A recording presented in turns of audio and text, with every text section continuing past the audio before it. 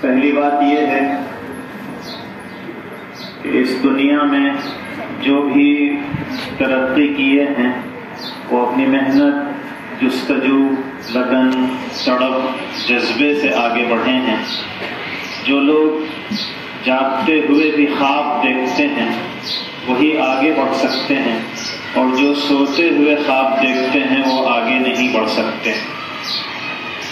اس لیے آپ جاگتے ہوئے خواب دیکھیں کہ مجھے ترقی کی اس منزل کو حاصل کرنا ہے، اس کے لیے کوشش کرنا ہے، محنت اور جستجو سے اپنے آپ کو آگے بڑھانا ہے۔ جتنے لوگ آپ کو باصلاحیت، قابل اور بہترین اپنے لائن کے ماہر نظر آتے ہیں، یہ سب ہماری طرح ہاتھ اور پیر رکھنے والے، یہ ہماری ہی طرح روزانہ 2 وقت 3 وقت کھانا کھانے والے ہیں۔ ہماری آنکھیں جیسی ہیں ایسی ہی آنکھیں ان کی ہیں، لیکن سوال یہ ہے کہ ان میں سے کوئی APJ عبد الکلام ہے، کوئی اس میں ابوالکلام آزاد ہے، اور کوئی اس میں جواہر لال نہرو ہے، اور کوئی گاندھی جی جیسی شخصیت ہے۔ تو یہ جو ابوالکلام آزاد تھے یا عبد الکلام تھے، وہ بھی ہمارے جیسے انسان تھے، لیکن وہ عبد الکلام کیسے بن گئے؟ وہ اپنی کوشش کی وجہ سے بنے، اپنی محنت کے نتیجے میں بنے۔ آپ لوگ جانتے ہیں کہ عبد الکلام، APJ عبد الکلام کی زندگی کا جو بچپن ہے وہ اخبار بیچا کرتے تھے، اور اخبار بیچ کر اپنے 2 وقت کی روٹی کا انتظام کرتے تھے۔ لیکن وہ بچہ جو بچپن میں اخبار بیچتا تھا وہ اپنے پورے ملک کے لیے اور پورے ہندوستان کے لیے میزائل کا ہیرو بن گیا۔ یہ کیسے ہوا؟ یہ محنت سے ہوتا ہے، کوشش سے ہوتا ہے۔ اس لیے ہم میں سے ہر ایک کو یہ سمجھنا ہے کہ ہم اگر کوشش کریں گے تو ہم سب سے آگے بڑھ سکتے ہیں۔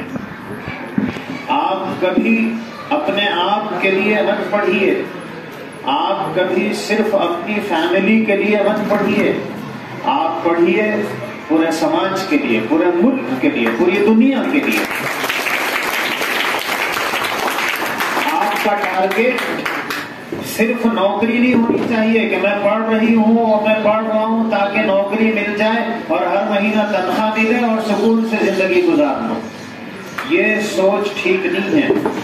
آپ پڑھیے تاکہ آپ پورے ملک کو ایک بہترین پیغام دے سکیں۔ آپ پڑھیے تاکہ پورے ملک کو کے مستقبل کو بہتر بنا سکیں۔ آپ پڑھیے تاکہ اپنے پورے اسٹیٹ کو اور پورے ملک کو آپ ترقی کی اعلیٰ منزلوں پر پہنچا سکیں۔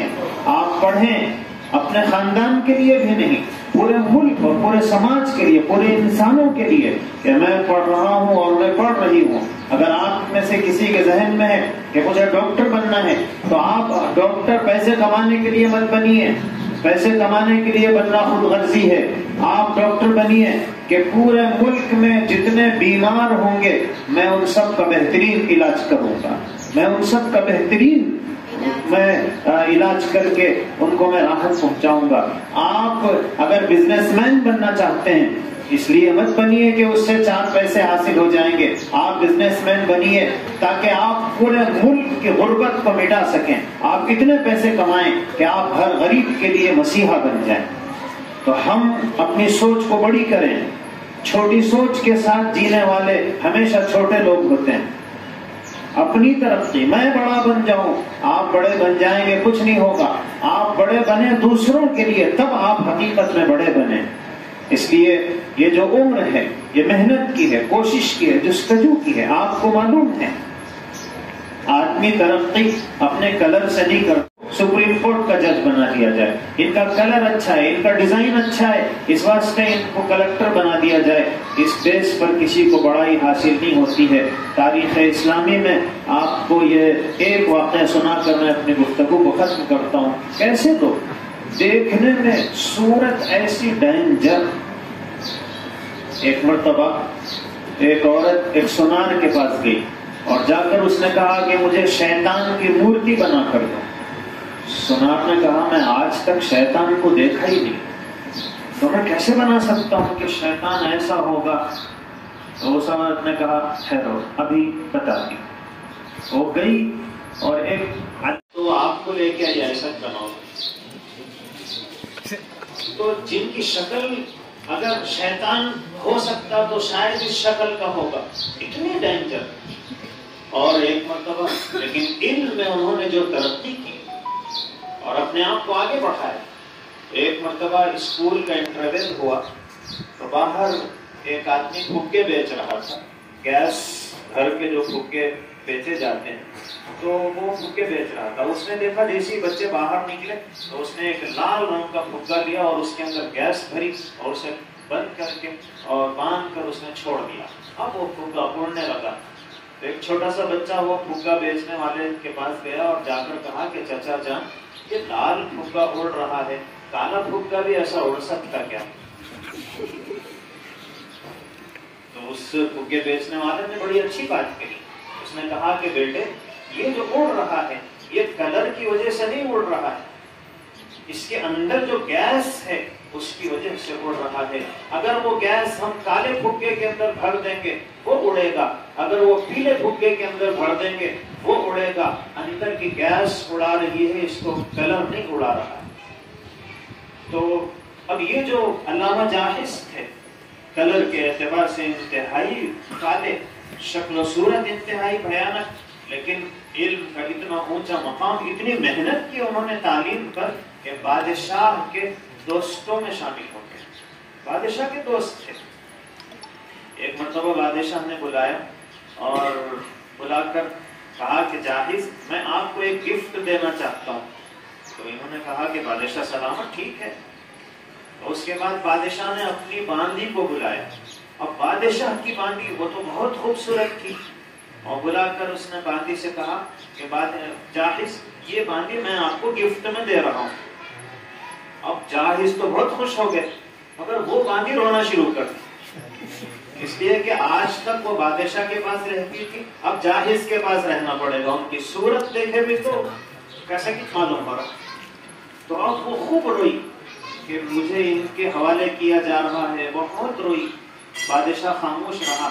جب کچھ دیر تک وہ روتی رہی اور اس کے بعد پھر بادشاہ نے جاحظ سے کہا کہ جاحظ میں آپ کو اس کے علاوہ اگر کوئی اور گفٹ دے دوں تو آپ لے لیں گے؟ انہوں نے کہا کہ بادشاہ سلامت آپ جو دیں گے لے لوں گا.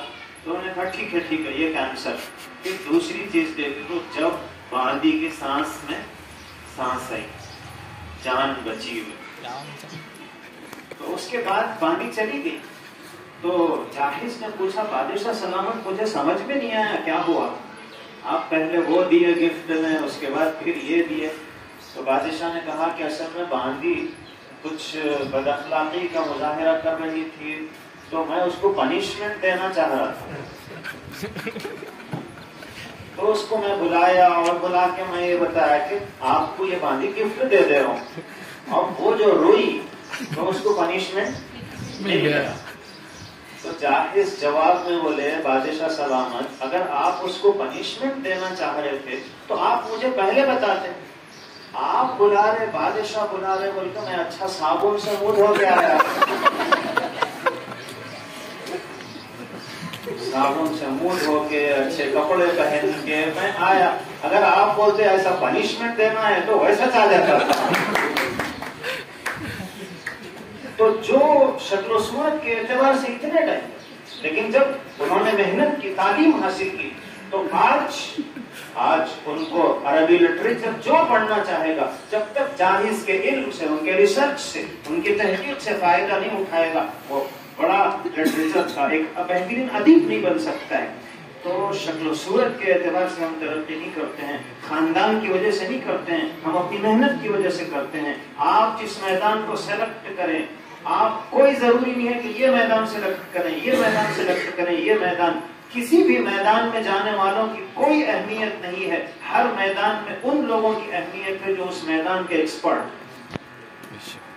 آپ اگر جرنلزم میں جانا چاہتے ہیں تو چھوٹے چھوٹے لوگوں کی کوئی اہمیت نہیں ہے, اس میں جو ایکسپرٹ بن جائے اس کی اہمیت. وہ پورے سماج کو سدھار دیتا ہے, وہ پورے ملک کو ایک نیا راستہ بتاتا ہے. آپ اگر ڈاکٹر بننا چاہتے ہیں, ڈاکٹرز بے حساب ہر محلے میں ہیں, لیکن آپ اگر اس لائن کے ایکسپرٹ ہیں، اگر آپ نے اتنی محنت کی ہے کہ سارے ڈاکٹروں کو آپ نے پیچھے کر دیا، تو پھر اب آپ پورے ملک کی لیڈنگ کر سکتے ہیں۔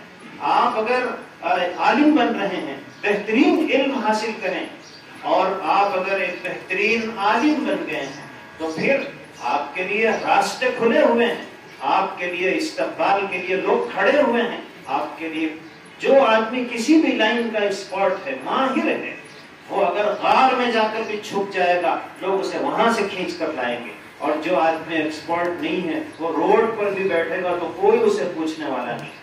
اس لیے آپ محنت کریں، تعلیم حاصل کریں، اور اس میں جتنی محنت کر سکتے ہیں اپنے کو آگے بڑھائیں۔ آپ کی پسند کا جو میدان ہے اس کو سلیکٹ کریں اور مہارت پیدا کریں، آپ کا اپنا نام بھی انشاءاللہ روشن خود ہی ہوگا، آپ پورے سماج اور پورے ملک کے لیے ایک بہترین انسان بن سکتے ہیں۔ اللہ تعالیٰ ہم سب کو محنت، جستجو، لگن کے ساتھ آگے بڑھنا اس کی توفیق نصیب فرمائے۔ وآخر دعوانا الحمدللہ۔